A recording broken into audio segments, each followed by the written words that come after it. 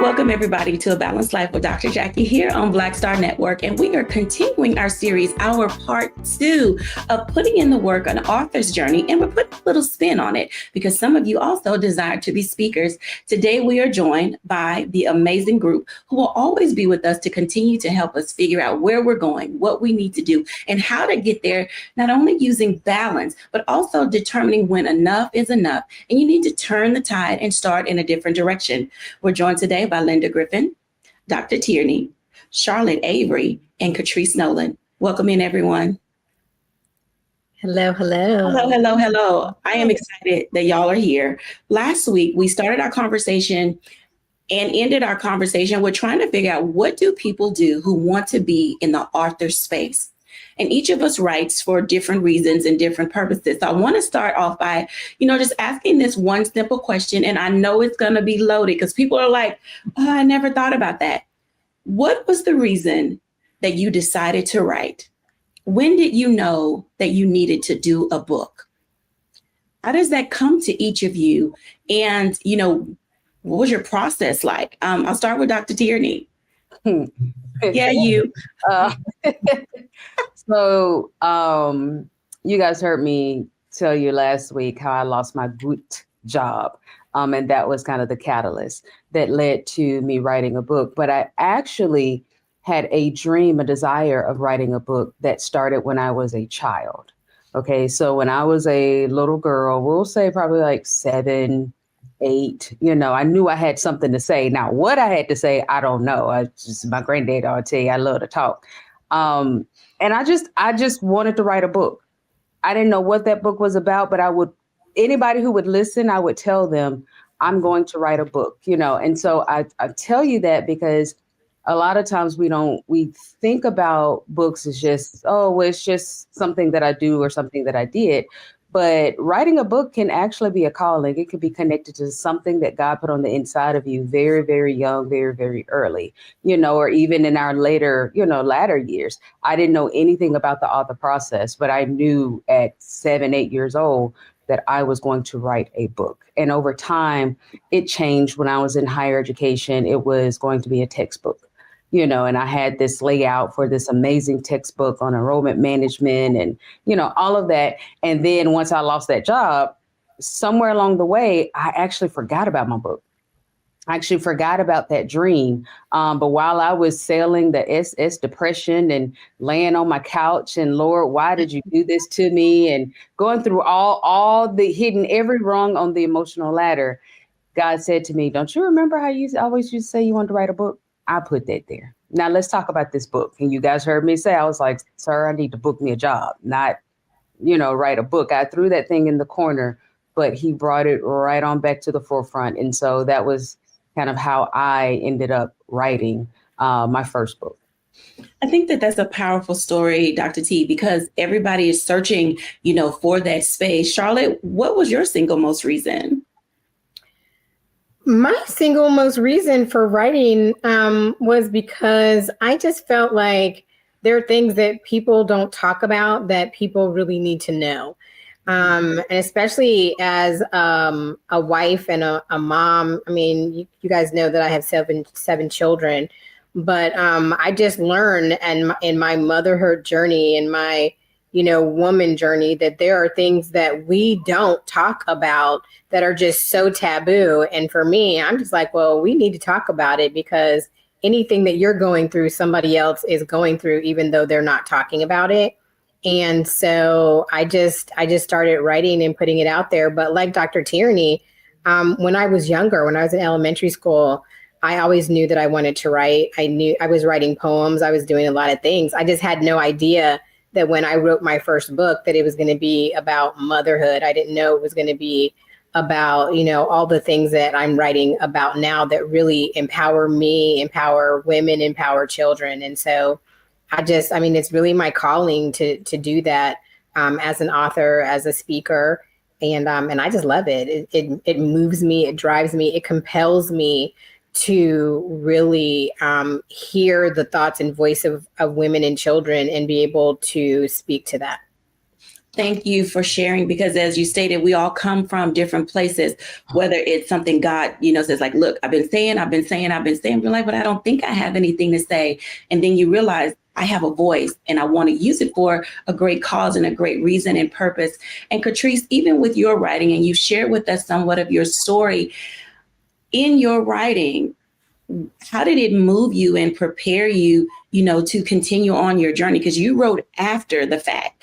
And how did you come to your place of knowing this is what you wanted to do in this season of your life?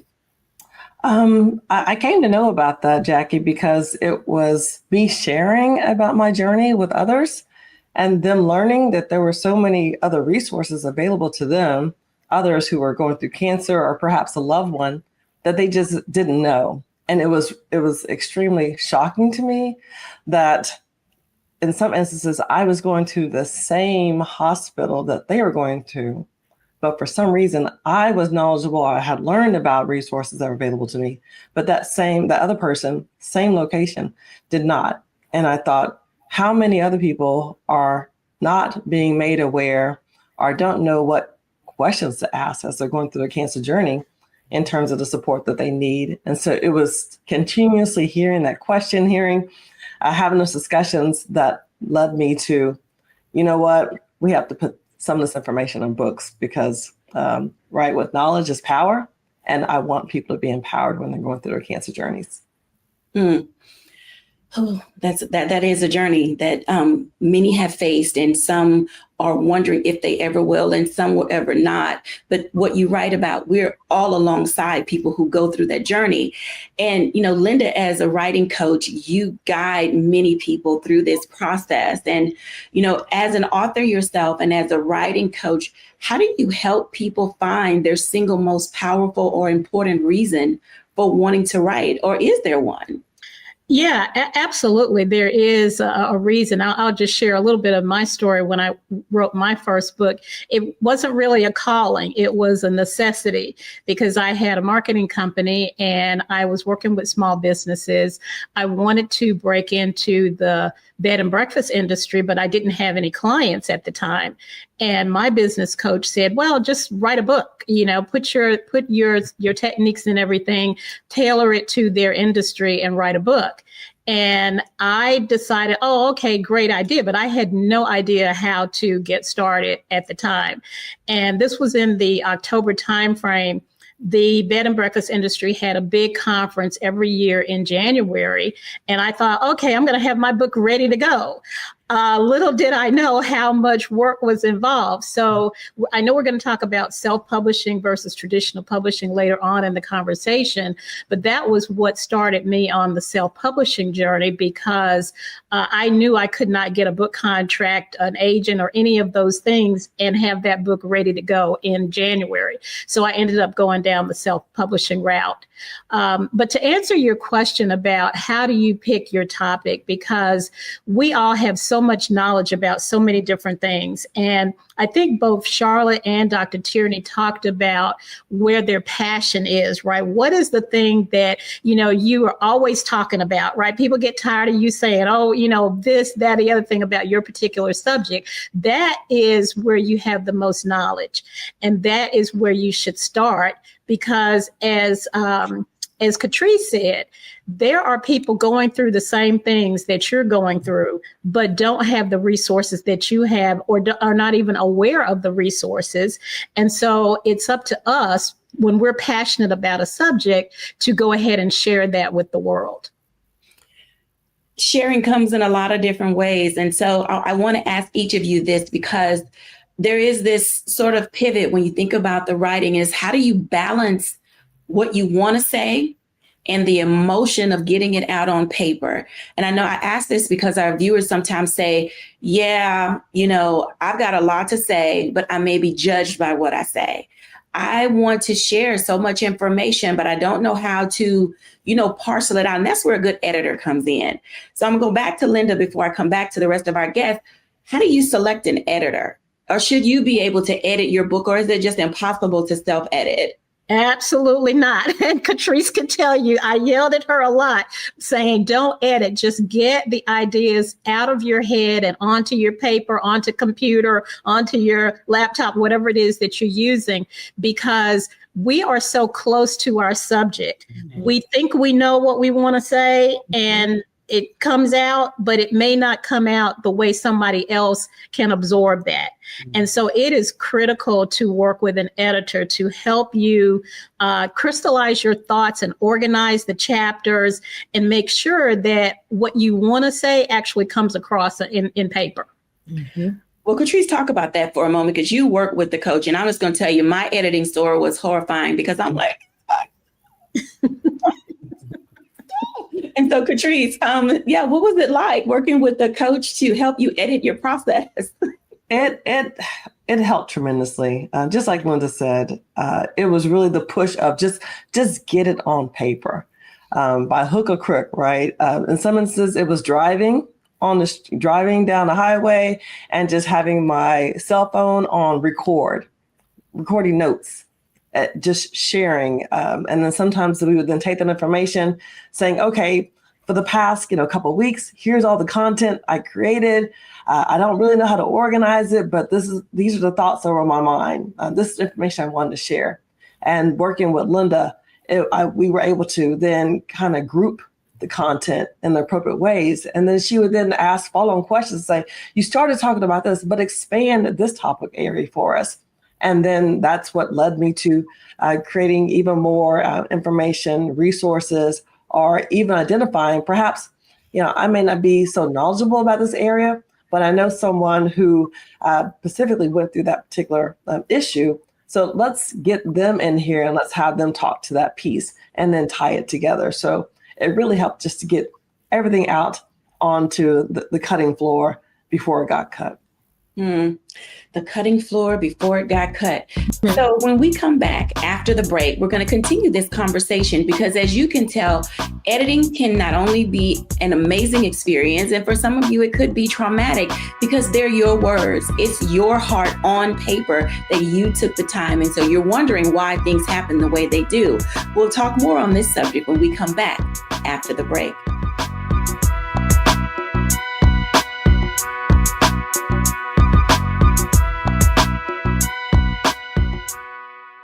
Hello, I'm Isaac Hayes III, founder and CEO of Fanbase, and I'm here with a very important message. We are at a turning point in the Black community where we must have equity in the apps we use that scale to billions of dollars. But this time, we own the infrastructure, we own the culture, and we shape the future. And Fanbase is the future. Fanbase combines the free functionality of Instagram, TikTok, and YouTube into an all-in-one platform built for the evolution of social media and monetization. With over 1.4 million users, that's real proof that we are shifting the conversation of tech ownership and equity for creators. So right now, I want you to go to startengine.com/fanbase and invest today. The minimum to invest is $399. That gets you 60 shares of stock in Fanbase at $665 a share. This marks a turning point in Black ownership of social media. If we don't take this opportunity to own social media right now, we will always be customers to our own creations. And that can't go on. So once again, go to startengine.com/fanbase and invest today. We must own the platforms where our voices live, our stories matter, and where our culture drives the world. Thank you.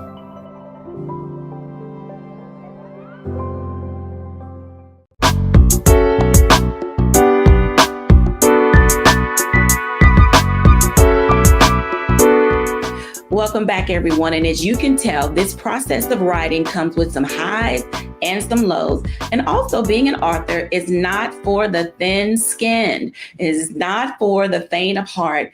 Dr. Tierney, talk to us about being on the cutting floor and how do people manage their emotions when going through the process? Yeah, I was hoping you was going to circle back to that, because before we get to the editing process, it's like you have to do your internal work. Okay. Mm-hmm. So if that thing still triggers a trauma response in you, you're not ready.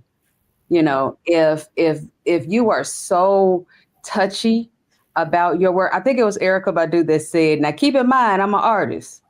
So I'm sensitive about my, okay? Like if that level of sensitivity is to the height where no one can give you constructive feedback. Now, I'm not talking about somebody that's just ripping, just writing up all the pages, red marks everywhere, and not giving you constructive feedback.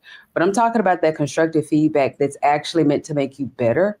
If you can't take that, if you can't take, the process of growth that inherently comes with writing, then you're not ready. You probably need to come and talk to me first, and let's work through some of these things, these internal things that you are trying to work through in the writing, but it's not quite coming out the way you want it to or think it should, because you still have some emotional blocks that we need to kind of walk through. We need to walk through some of the thought patterns or some of the habits that are still very present before you can really get that thing out on paper and help someone else. Because that writing process, sitting before an editor and like hearing the real raw about your writing, it can be hard, but it is very necessary if you are to have a polished product at the end that is going to make an impact.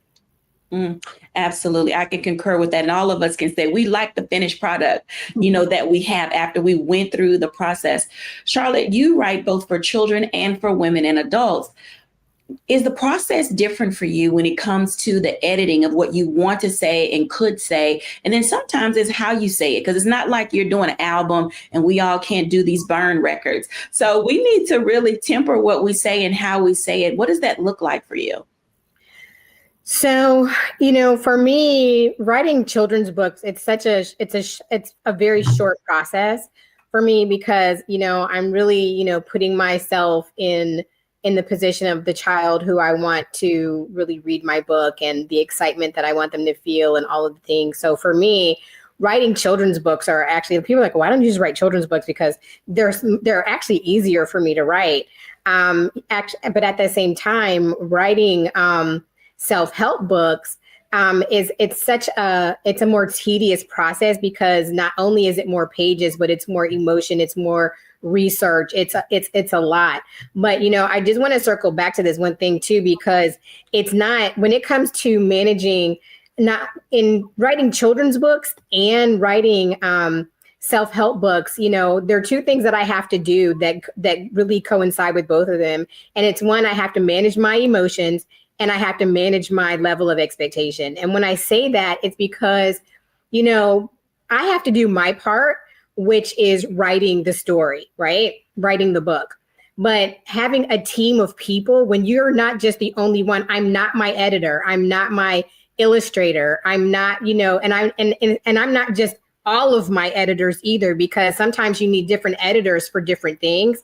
And so once I do my part, it's like you can set a deadline or a date where you think your book is going to be done. And yet at the same time, even if I've done my part, if my illustrator needs more time, if my editor needs more time, then although I have set a date of November 14th, my book is coming out, I also have to manage my level of expectation to say, well, it just might not happen then. And I had to learn that early on when I wrote my first book, because I set a deadline, I set a timeline, I knew when I wanted that book to come out, but all of the pieces didn't fall together.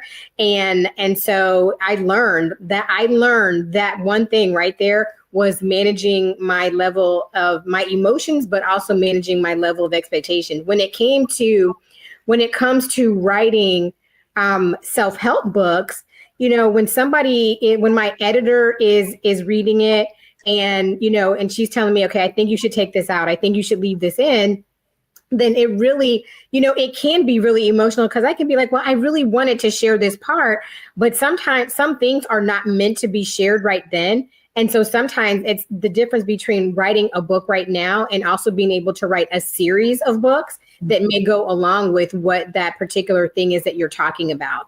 And there's an author that's really good about writing series. Her name is Valerie Burton, and she is so good about her themes of books. And so if you're like looking to look at somebody's work who writes series and, for different populations, she's a really good person to follow. Thank you for sharing that, because we all need additional resources. I want to ask Linda this question because I think I know some of us are looking for agents, and I know if y'all are out there, you're trying to figure out, who do I go to? Who do I go to? Linda, what is the value and purpose of having a literary agent, and what are some of the publishing houses that people could consider for different genres? Sure. Well, the value of having an agent is that person is going to shop your book around. They will help you create a book proposal, which is basically an outline of your book and what you plan to share with that and what the value is and who the audience is. And they'll help you shop that around to the different publishing houses. Now, the way that the publishing landscape has really changed a lot in the last few years, there's been a lot of consolidations, and we talk about the big 5 New York publishing houses. Those are the ones that put out all of the bestsellers and all of that. It's really, really difficult to get, as a first-time author, to get into one of those big publishing houses in New York, because we talked about this last week. There's over 2 million books that get written every year, and those publishers are out to make money, to make a profit. They're in business to make a profit, and so they're not going to be willing to take a chance on a first-time author because the metrics of it don't work out. On the other hand, there are a lot of smaller publishers, small presses, university presses, publishers that specialize in specific genres like Christian nonfiction or Christian fiction or children's fiction or business books. So there are a lot of publishers that focus on that, which is easier for you to get into. And then also there are what are called hybrid publishers, which is basically what we call a pay to play, right? So you pay them a fee and they will help you get your book published, and they will also take a portion of the profits from your book.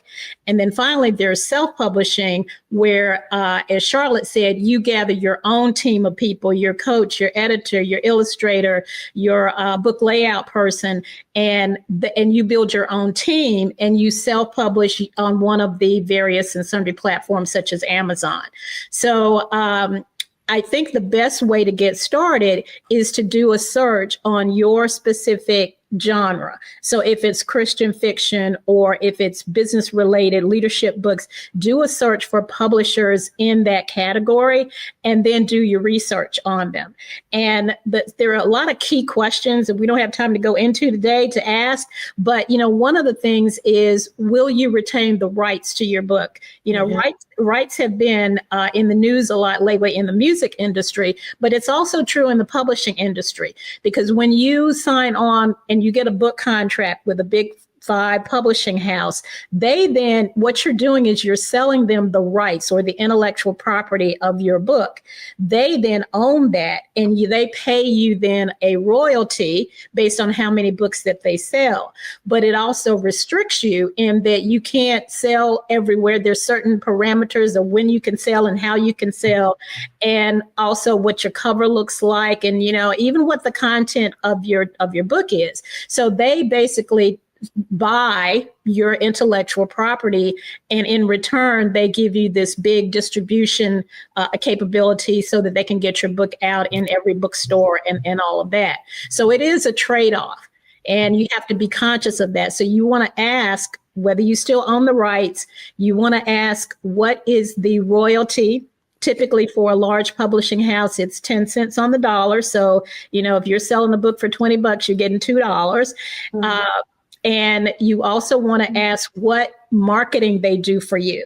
Because I think that, again, first-time authors, they think, let me just hand everything over to a publisher and they're going to sell my book for me. They really don't. They are expecting you as an author to have a platform, to have a following, and to do your own marketing. They will handle distribution, but they don't really handle the demand, if you will, for your book. Oh, I have so many questions right now. Because if you're a person who is looking for what they call, I'm gonna put this in quotes, book deal, and these publishers want to give you money for your book, you're beholden to this process of being able to have the time, the energy, and the resources yourself to be on the road, to go to book fairs, to go to book shows, to show up at Barnes and Noble or wherever it is they tell you that you need to do. And so for all of you ladies, think about that for a moment. If you've self-published your book, and you can, because I know we're going to go to a break in a minute, but I would like to know before we go into that break, because it's going to segue us into what we need to talk about next, is would you be willing to take the book that you have currently and sell it to a publishing house? Patrice? No, especially given the piece about the intellectual property. No, that I own that IP, so I'm not willing to do that. Okay, Charlotte? I think it depends on which one of my books I'm talking about. Okay, children's book or self-help? I would probably do a children's book, but probably not a self-help. Okay, Dr. Tierney? Depends on the deal. I'm gonna just keep Okay. it. I'm gonna just keep it 100. It depends on the deal. It depends on what my attorneys can sit at the table and negotiate for me. Because I'm a big thinker. So when it comes to these intellectual properties and these rights, when Hollywood comes calling, I need all of that to come back to Dr. Tierney Enterprises. So it depends on what deal I can strike with them as to what I'll be selling. Okay, I like that. So everybody, when we come back after the break, let's dive into what it means to pivot. You may have heard Linda say that you need a platform. So perhaps speaking is the route for you. We'll be back in a moment after the break.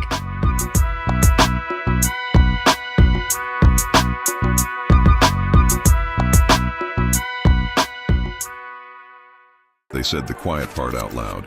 Black votes are a threat, so they erased them. After the Supreme Court gutted the Voting Rights Act in 2013, Republican legislatures moved fast.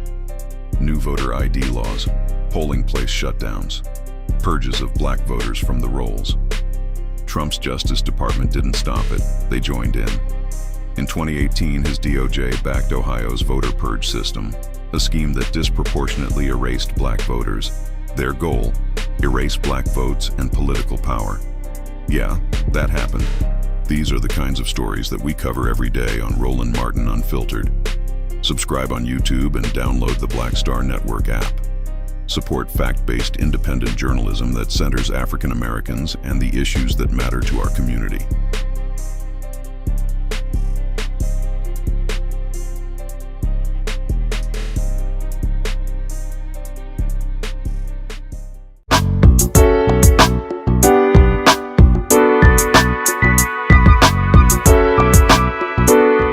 Welcome back, everybody. And as you can tell, being an author requires you to not only put in the work, but to put on your thinking cap and determine how much you're willing to give away of yourself in this process of becoming an author. Whether you just want to put out a book because it's going to help other people, or are you trying to move into that space of bestseller? Well, a lot of that happens depending on the environment that you're in. So let's talk, ladies, about having this platform, because as coaches, we often tell people, perhaps you should be a speaker, because you really can't have a book and not be willing to at least do 1 or 2 book signings, know what you want to talk about, when you get there. So Charlotte, I want to start with you. In the speaking arena, and you've done television as well, let's talk about how do people get to that space and how do they parlay their works and expertise into opportunities of engagement? That's a really, really great question. So when I first got into doing television and other media, like writing and doing podcasts and things like that, it really came about because I hired a publicist. And my publicist was she was my eyes and ears and finding me really good opportunities. Now, I have to tell you, just like anything else, getting a good publicist is very trial and error, because my first publicist was horrible. And I hope she's watching, just joking. But but she was so bad. Like, she threw me in without even kind of coaching me along the way. So I'll just never forget my first TV segment. Like I was just like, I got my hair and makeup done for this, like, because they were like, oh, I thought you'd done TV before, and all these other things. And they're like, I don't know if we're going to do this segment, but they asked me, did I think I could do it? And I was like, absolutely. Because, I spent all this time and effort and everything. And so I did it. But, if you have a really good publicist who really knows what they're doing and they're not just trying to take you for your money. And that's something else like Linda was talking about researching. Like you really have to research. You have to really check people's referrals and see their client, see if they would be willing to share some of their client list with you. Because my next publicist that I got, amazing. I mean, she was getting me on TV. She was getting me writing articles. She was getting me on different people's podcasts, and it wasn't just local TV, it was national TV. And so I really appreciated her for that. And I still do. And so she is part of my dream team, is what I like to call my team, because they're really the ones that help me to do the things that I do. But honestly, if you're not going to do the footwork yourself and you don't know what you don't know, like I know about writing a book, but I don't know about, getting, I don't know how to be a literary agent. I don't know how to be a publicist. I don't know how to be a graphic designer. So I pretty much stay in my lane. I help people. There are people who help me to learn different industries. But my thing is knowing what it is that you need. If you want speaking engagements, you probably want to find a publicist, or you probably want to join some groups. I joined mom groups. I joined some other groups that, are women in business groups and things of that nature. And I just put myself out there and I made myself known, and I couldn't be timid about it. And also recognizing, what my time limitations were, because, I'm a wife and I'm a mom and, I'm a business owner. And so just making sure that my team also knew my bandwidth, because my team was they're never going to put me in a situation that's going to take away from the main thing. And for me, keeping the main thing is what goes on within the confines of our house, my marriage, my children, my own emotional, mental well-being, and all of that. So just get your team tight. Get your team tight. Let's talk about that for a moment. I want to pivot to Catrice, because her work relates to breast cancer and breast cancer awareness. And Catrice, even with your rare form of breast cancer that you experienced, where did you find your audience for your speaking, and how did you network and also utilize your author resource to be able to navigate this landscape? So, Jacquie, where I found that network was just similar to what Charlotte said, joining some of those groups that have those same concerns that you believe your book may be able to answer. So it was different chat groups on Facebook, LinkedIn, being able to connect with different cancer organizations, both for-profit and nonprofit organizations. It was showing that I am a thought leader. So sometimes it was posting different comments, different threads, having awareness for different issues that were going on within this community.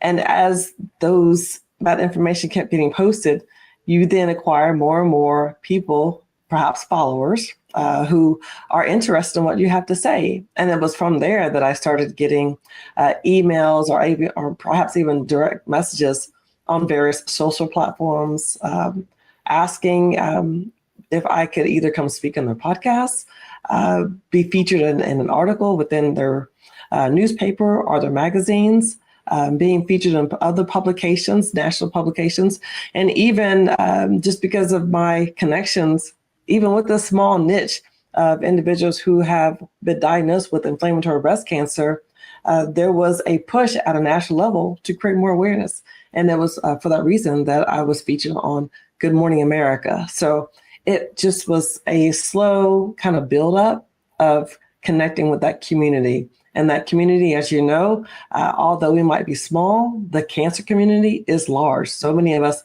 either have it or are touched by it. And so I think that's kind of how it grew. I like what you said about that, because it's hard to find your tribe sometimes. And oftentimes in our passion work, we do find like-minded people who are able to give us direction and guidance for the things that we need in order to push us forward. Linda, this push forward in the space of being a speaker, And I'm asking you and Dr. Tierney this question because sometimes people have a lot to say and they want to put it in a book. How can you take what you can't put in a book and then also create a speaking platform or opportunity for you to say those things that maybe got, on the axe floor, the cutting floor, if you will, in the editing process? Linda, speak to that for a moment, and then I'm gonna come to Dr. Tierney. Yeah, absolutely. I'm glad you came back to me, Dr. Jacquie, because, there's a lot that, as you say, gets left on the cutting floor that maybe you don't want to put in your book, but you still want to talk about in your speaking. And so one of the things that I work with my clients on is creating a media kit. Right. Mm-hmm. And that media kit not only contains pictures, like headshots and pictures of your book and description of your book, but it also contains questions, like 10 questions that someone that books you on a podcast or books you at an event can ask, so that you're doing the work for them. And you're also structuring the conversation, right? Instead of them just coming up with random questions, you can provide them questions. So you're saving them work, but then you're also steering them in the direction that you want to go. And there's a lot of things that you can say, just in casual conversation or as part of your speaking that you might not have wanted to put in a book. And that's a good way to do it, is to focus in on those questions in your media kit that can steer the conversation that way. And I want to just tack on to what Catrice said about finding your tribe and finding your niche. And someone else touched on it earlier. You have to put yourself out there. You can't just write your book and then put it on a shelf and think that people are going to come and buy it, because they're not. You have to put yourself out there on social media and post about your book and about topics related to your book. And I like to tell people, tie it into the calendar. We're going to be showing this podcast in October for Breast Cancer Awareness Month. So in the case of Catrice, where her book is about that, it's a perfect opportunity for her to have posts about breast cancer, not even necessarily about her book, but just as she said, establishing herself as a thought leader in this space. And then people are going to be naturally attracted to her. Dr. Tierney. Yeah. To be perfectly honest, everyone has pretty much given all of the tips and tools and techniques and what you can do. And yeah, I co-sign on everything that my esteemed colleagues have already mentioned, where this topic is concerned. I want to go in a little different direction and tell you about the importance of luck. Okay. And for us believers of the blessings. All right.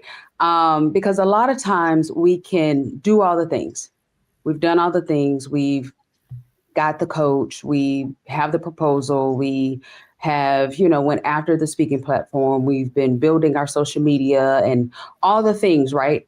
There is still an element that only God can open that door. Mm-hmm. That only, being at the right place at the right time, where you were supposed to be in alignment when that blessing dropped, for that connection, for that door to open. That is still a very real element.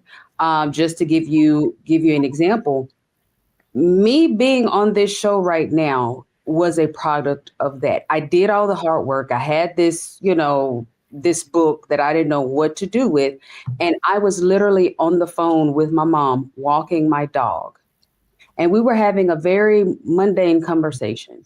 And she said, yeah, your dad went to go play golf with Roland Martin. And she just kept talking. And I can't tell you to this day what she was talking about. Stopped. Wait, did you say Pops was playing golf with Roland Martin? Not the same Roland Martin that I listened to every morning during that monster commute when I was living in DC and was working at the Department of Education. That Roland Martin, the Roland Martin that on Periscope and on the radio station, and that, wait a minute, hold on, time out, rewind that back. How did he go play golf with Roland Martin? Well, Davina is friends with his wife. Davina, who was the wedding coordinator for my wedding, knows Roland Martin's wife. And they happen to be in Memphis during the St. Jude Golf Classic. Okay, wait a minute. And my mom was just floored, like, duh, Tierney. I mean, Davina, like this connection, but I didn't even know this connection was in my backyard. God did not reveal that connection to me until I had did what he told me to do and wrote that book. And when I talked to Davina gave me the number for Dr. Jacquie, and what was supposed to be an hour conversation turned into a 3-hour conversation, turned into connection, turned into me sitting right here talking to you right now. So there are things that I could not have worked my way into that connection. When, the news called me, they called me because they were looking for someone, and I had all of my ducks in a row, and I made it easier for them to contact me because I had did the work, but I could not have forced that, that phone call. So there are some elements, Sugar, that I need you to understand that we have to do our part. Absolutely. We have to make sure that we have our things together, that we have been obedient and we've written the book. We have the 10 questions. We have the media kit. We have all the things. But then there's a part where you have to just stand and you have to pray and you have to say, okay, Lord, I've done what you told me to do. Can you open this door? Can you make that connection? Tell me what it is that you want me to do, and sit back and watch him do what only he can do that you can do. We're going to hold that thought, because when we come back after the break, let's talking about that. There's a popular song that says, he's opening doors for me. Do you have the courage to walk in? We'll be back in a moment after the break.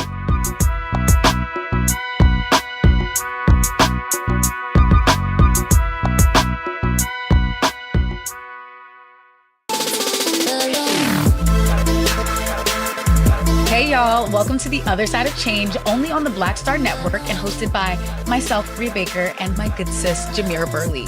We are just two millennial women tackling everything at the intersection of politics, gender, and pop culture. And we don't just settle for commentary. This is about solution-driven dialogue to get us to the world as it could be and not just as it is. Watch us on the Black Star Network, so tune in to The Other Side of Change.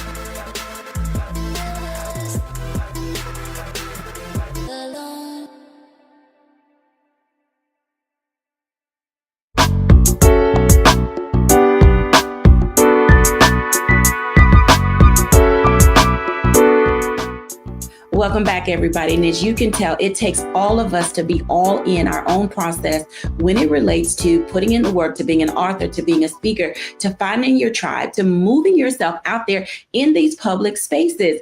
So let's talk about that, ladies, for a moment, because faith plays a very big part, not only in how we move through our journey, but also the doors that we select to walk through, because it can be difficult sometimes. And I'm going to start with Charlotte on this one. Charlotte, it can be difficult sometimes to know which doors God is opening, because there's so many people in our ear and we've got so many thoughts in our head that sometimes it's hard to quiet the chatter.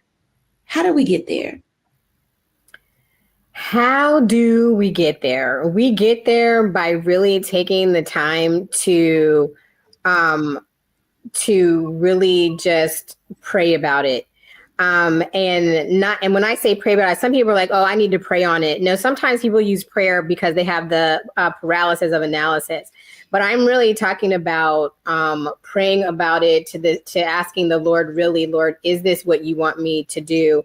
Is this going to be is this a good opportunity? A great opportunity, but it doesn't really matter if it's not a God opportunity. And so for me, when I first started out and people were asking me to do things, I always thought, oh, well, if I don't say yes, then I'm going to miss out. I had, FOMO. And, but when I really started growing in my journey is when I learned how to say no, because, and I think that's what really started, positioning me even more as an expert, because people they not only valued the information that I was giving, but they also understood if I said no, if I knew I couldn't do something right then, and I could say to them, well, you know what, I can't do this right now because my schedule won't allow for it, but maybe next time. Once I got to that place where I was like, you know what, I am valuable, my yes is valuable, and my no is valuable, then it shifted me, but it really started shifting me in the spaces and places. And when people asked me to do something, And I really appreciate that so much. But saying, really praying about it and asking the Lord, and also bouncing and having a network of people to really kind of like bounce things off of, people who really want to see you win, but also being unafraid of not saying yes to every opportunity. FOMO is real. That for people who are watching who don't know what FOMO stands for, it is fear of missing out. And like she said, not every opportunity is your opportunity. Dr. Tierney, talk to us about that from a coaching perspective, because people oftentimes, I can get you this or I can do that for you. And we're like, please, sir and ma'am. Yeah. My mom used to say it this way: not all money is good money. That's right. Okay. Because it might be a shiny opportunity, but you don't know the hell that come with it. You don't know the back end, of that blessing. And so a lot of times we're just looking for the blessing, but you got to ask yourself, am I equipped to carry the back end of that blessing? And this is not just in the author world. You could think like, oh, I'm supposed to go to this, this company right here and get this new job. And you don't know that maybe within a month of you being there, that company might shut down, so you might need to stay where you at, sugar, and so this is where making sure that we are very in tune with our spiritual guide, making sure that we are really asking the hard questions. We're not just looking at the shiny new thing, and something that may be for me may not be for you. This may be my time. This may be, the season that God has me in for me to walk into that thing, where you may be in a completely different season. You may still be in a season of preparation and preparing and pruning, where now it's time for me to walk out, this whole thing. And so I think a lot of times, particularly with social media, we will compare our year 1 to someone else's year 5. We will compare our year 5 to someone else's year 20, and so making sure that we are being very intentional to keep our eyes on our own paper, and that helps us to not get caught up in the charlatans, that'll come and want to sell us this get rich quick, or, oh, we can get your books and all the things. And we're so hung up on that we're not asking the questions that, that we really need to, that can ultimately save us a lot of grief, down the road. Okay. And I'm not just saying this is, because I've written 2 books, or no, I'm still in the process. So I just told you the story of how I got here, but that doesn't mean that I don't have a there that I'm, walking towards right now.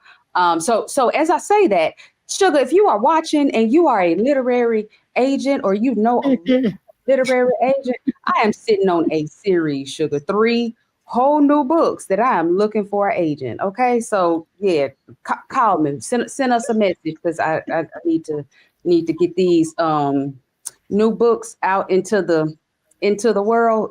So again, just making sure that you are asking the tough questions and looking at everything with a sober mind, and not just going after everything shiny. Can I add to that really quick? Yeah, go ahead.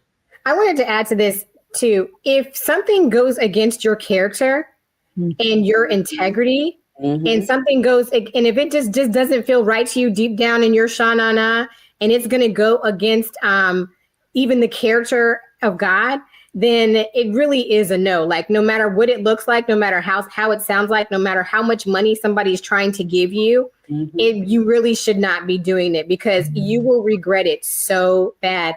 And let me just say, I'm going to share this really quick story. So, as our family has grown, like when our family was growing from like 4 to 5, 5 to 6, 6 to 7, and even now, I kid you not, like every year I get about 3 or 4 different calls from people for our family to do reality TV.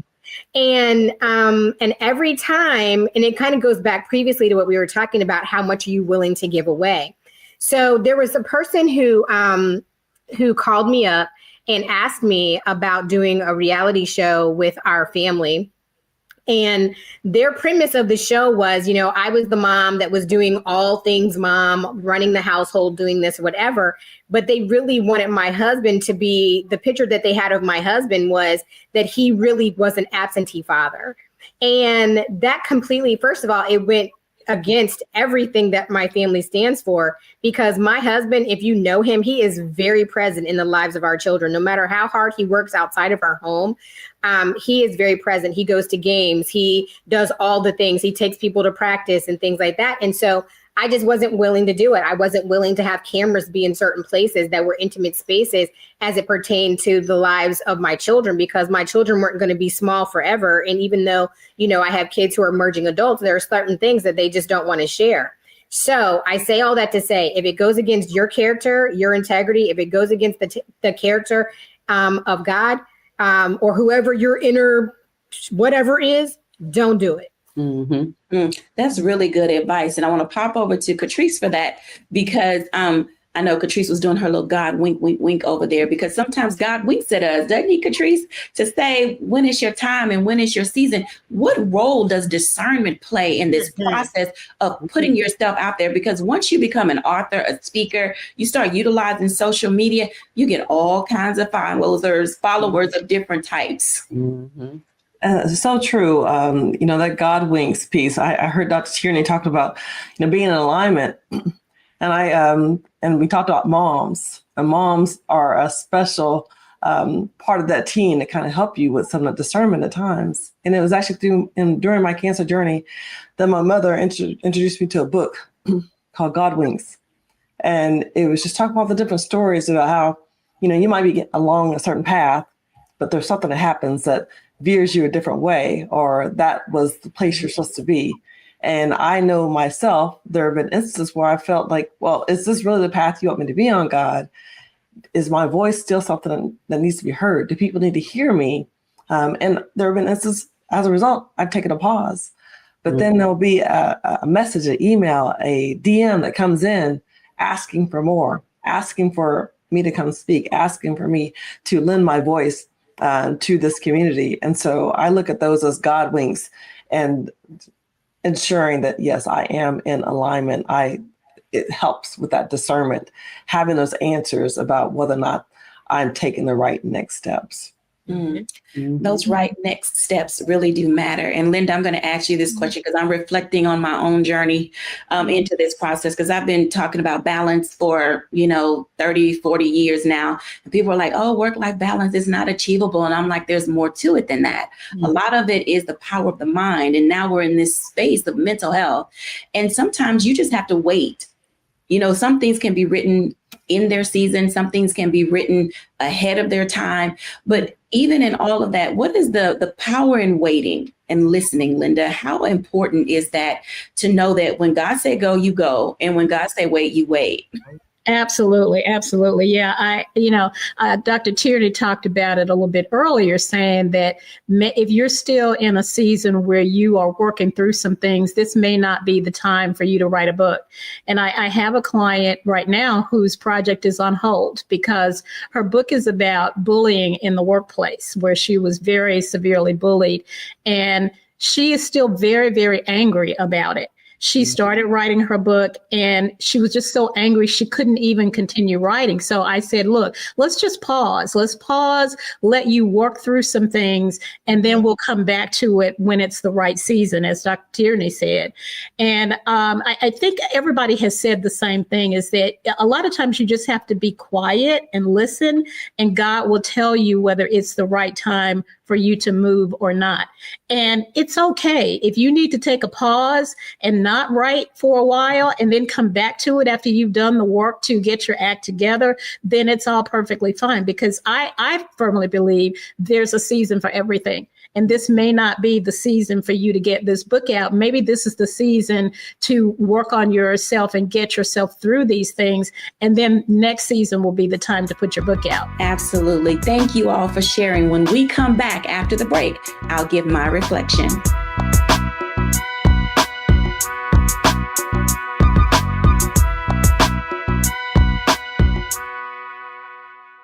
Hello, I'm Isaac Hayes III, founder and CEO of Fanbase, and I'm here with a very important message. We are at a turning point in the Black community where we must have equity in the apps we use that scale to billions of dollars. But this time, we own the infrastructure, we own the culture, and we shape the future. And Fanbase is the future.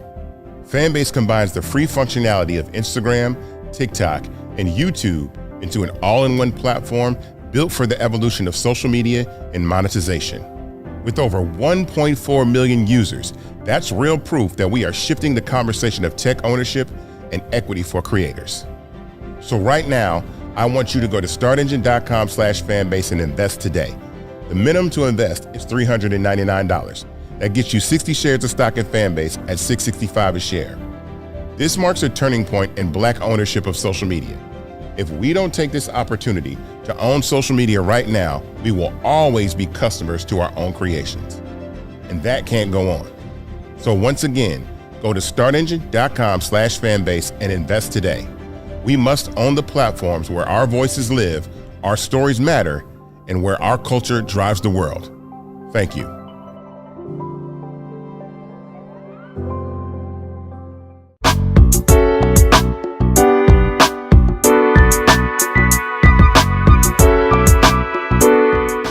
Welcome back, everybody. I'm giving my reflection now because I think it's important that we all begin to understand the value and importance of what it means to put in the work to not only be a writer, but to also be a speaker.